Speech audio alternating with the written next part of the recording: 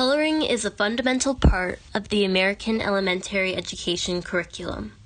Whenever a project or assignment entailed coloring, students' faces lit up brighter than the crayons they were soon to draw with. Like most of my peers, coloring was my favorite time of the day. I was a crayon snob and refused to use anything less than Crayola. I loved the weird waxy scent that now induces a wave of nostalgia, powerful enough to travel through time and transport me back to my first grade classroom. The tiny desks were arranged in quads. On each desk, a colorful name tag was pasted, complete with gawky letters protruding in all the wrong places that somehow spelled out the names of my classmates.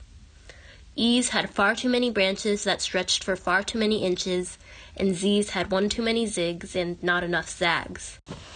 6-year-old graffiti of rainbows and smiley faces littered the white borders of the labels. Coloring time brought me out of my slate-shaded misery and into a world of robin-egg blue skies and electric green grass. If coloring was a world, my hand was the queen, and crayons my beloved servants. The waxy world that I conjured consisted of hot pink cats, a vibrant violet sun, cerulean dogs, and no one could tell me otherwise. Until it came to people. No matter how far I was carried away in the world of coloring, it always came to an end. The piece of paper always had an edge where my imagination ended and reality began. My colorful daydreams were interrupted when I was asked to pass the skin tone crayon. I would hand the crayon labeled apricot to my classmate without question. It was an unspoken rule that the only flesh tone crayon was apricot. I wished the crayon labeled brown could qualify for this prestigious position too, but it was always thought of as the ugly or boring color and strictly reserved for apricot-colored people's hair or the ground. Even in my own drawings, clouds could be green, but people had to be apricot. I never particularly liked the skin tone rule, but I never questioned it either.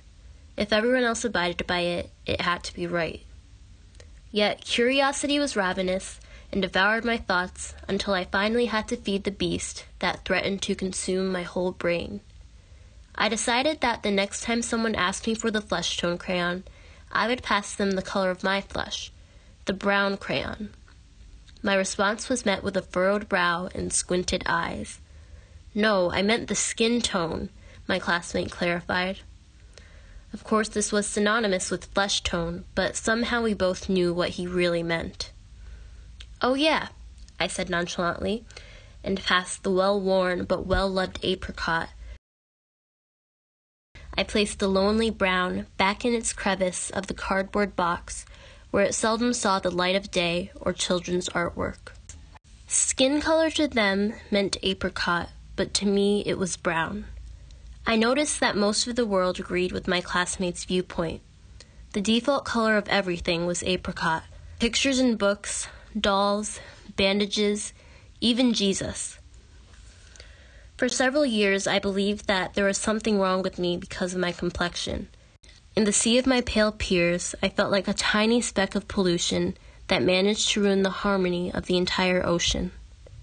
Over time, I tried to minimize the interruption that I felt my skin color caused by dressing similarly to my white counterparts, changing my natural hair, being quiet as possible, anything that would remotely make me blend in.